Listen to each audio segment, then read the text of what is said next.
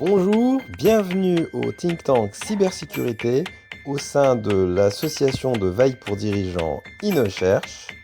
Nous sommes accueillis par le leader indépendant de la communication corporate RH et B2B, EPOCA.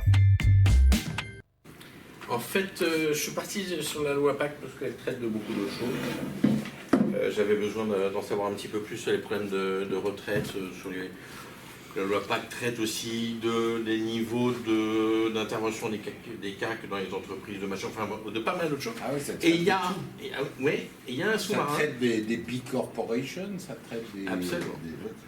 Et il y a dedans un sous-marin qui est l'article 125, si j'ai bonne mémoire, de la loi PAC, qui traite de la responsabilité des véhicules roulants autonomes. Qu'est-ce que ça vient faire là-dedans? Alors là... Mais il fallait le mettre quelque part, donc ils ont dit on va le cacher là-dedans et on va rentrer dedans. Donc j'ai essayé simplement de décortiquer cet article 125 pour qu'on puisse voir la partie intéressante sur les véhicules, mais dans le fond ça peut s'interpréter sur tous les immunité.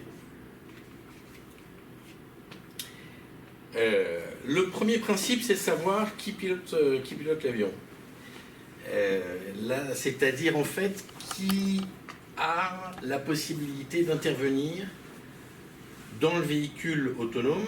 Est-ce que c'est celui qui est dans le véhicule ou est-ce que c'est celui qui est à l'extérieur, donc le fabricant en réalité. Aujourd'hui, la loi dit qu'il faut qu'il y ait quelqu'un qui puisse à l'extérieur toujours intervenir sur le véhicule autonome. Je vous donne un exemple, le bus ou le métro qui roule tout seul, celui qui est dans la salle d'op, qui voit ses écrans, qui voit machin, doit pouvoir à tout moment intervenir sur le véhicule. C'est une question qui est assez intéressante après sur le véhicule individuel, savoir nous qui sommes... Conclusion de cette phase d'expérimentation, ça va évidemment modifier le code de la route. Ça va modifier le code des assurances aussi.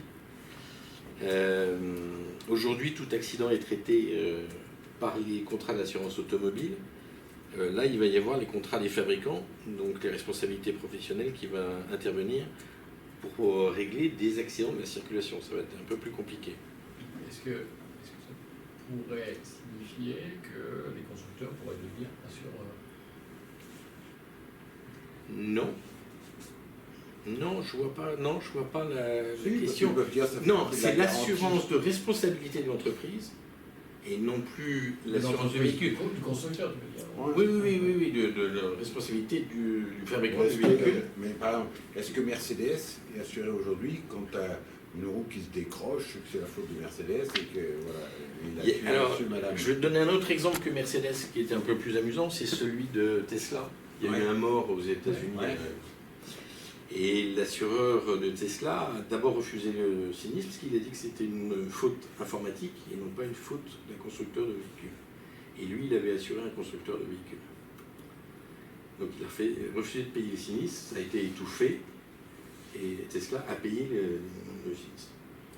Je vous invite à suivre toute notre actualité sur notre playlist YouTube ainsi que sur le site officiel innocherche.com. Merci à vous, à bientôt.